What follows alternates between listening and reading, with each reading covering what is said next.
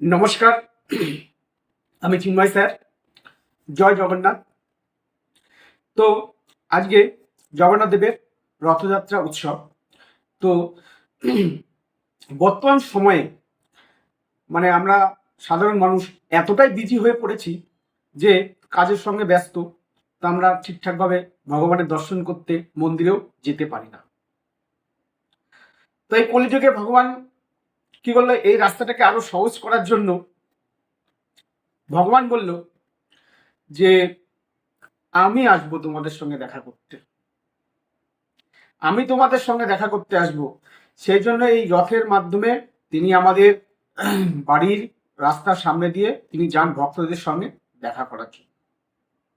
ঠিক আছে, এটা একটা স্পেশাল দিন। এই একটা দিনই আসে ভগবান তার ভক্তদের সঙ্গে দেখা করার জন্য। তাই আমি বলবো, তোমরা রথকে টানো এবং ভগবানের দর্শন করো, ভগবানের সঙ্গে মনের কথা শেয়ার করো। ঠিক আছে। তো যখন আমি ক্লাস 10-এ পড়ি, অনেক আগে, তখন আমি মায়াপুরে গিয়েছিলাম রথযাত্রা উৎসব দেখার জন্য। তা আমার সঙ্গে আমার একটা বন্ধু গিয়েছিল।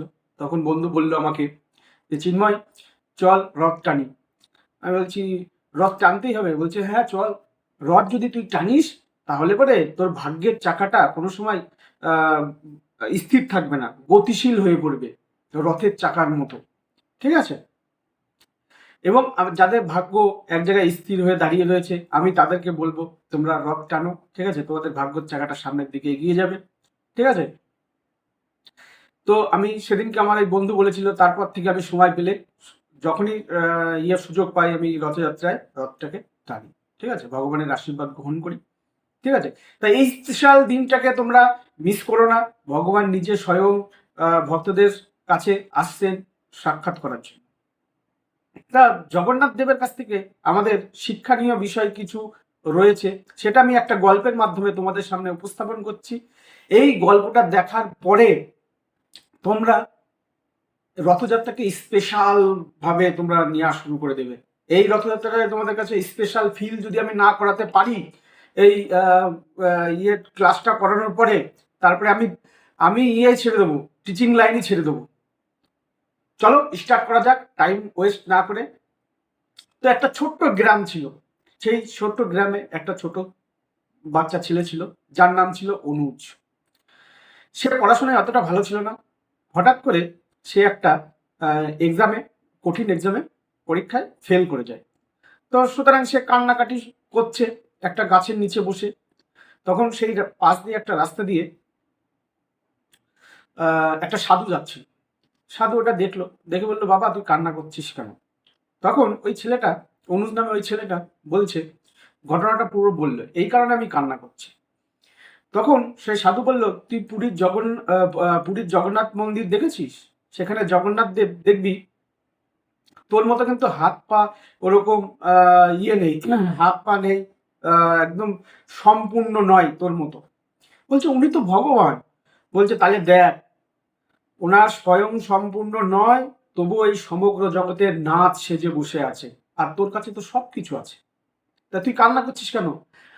আরো জোশ নিয়ে তুই পড়াশোনা শুরু কর, আরো জোশ নিয়ে তুই কর, পড়াশোনা স্টাডি কর, তাহলে করে দেখবি তুই একদম সাকসেস পেয়ে যাবি। আর একটা জিনিস তুই লক্ষ্য করে দেখেছিস, জগন্নাথ দেবের চোখগুলো খুব বড় বড়। কেন জানিস এর মাহাত্ম্যটা কি?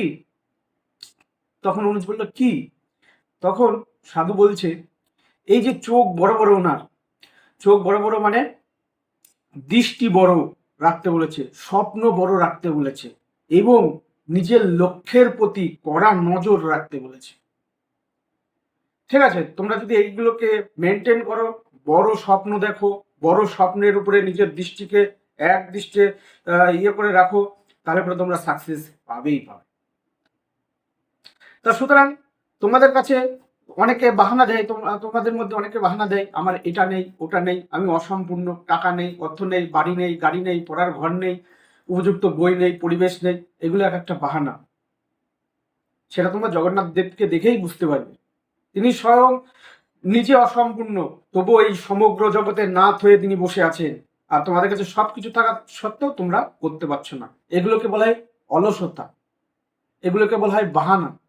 আমি চাইবো তোমরা এই রথযাত্রা উৎসবে সবাই গিয়ে একজোটভাবে গিয়ে তোমরা রথটাকে টানো, তোমার ভাগ্যের চাকাটাকে সচল করো, সামনের দিকে এগিয়ে যাও, ঠিক আছে? আর ভগবান এই একটা দিনই আসে, স্বয়ং ভগবান মর্তে নেমে আসে ভক্তদের সঙ্গে দেখা করতে। এই শুভ লক্ষণটাকে তোমরা, শুভ সময়টাকে তোমরা ওয়েস্ট না করে ভগবানের সঙ্গে সাক্ষাৎ করো, আশীর্বাদ নাও, ঠিক আছে? আবার সামনের বছর হয়তো আসবেন তিনি। এই বলে আমি আমার বক্তব্য শেষ করছি। আমার যদি কোনো ভুল ত্রুটি হয় তাহলে তোমরা আমাকে ক্ষমা করে দিও, মার্জনা করে দিও, ঠিক আছে? তা আমি সমগ্র স্টুডেন্টদের আজকের দিনের শুভেচ্ছা জানাচ্ছি। নমস্কার, থ্যাংক ইউ।